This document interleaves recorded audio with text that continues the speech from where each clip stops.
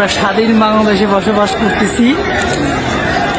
আমাদের মুরব্বী ইউনূস সাহেবের দেশ খুব সুন্দরভাবে নিয়ন্ত্রণ করতেছেন তিনি।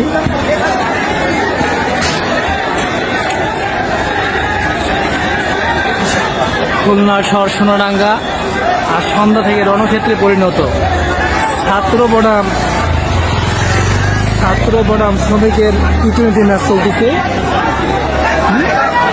মোটর শ্রমিক ইউনিয়ন বনাম ছাত্র। খুব সুন্দর টি-20 ম্যাচ চলতেছে, খুব সুন্দর।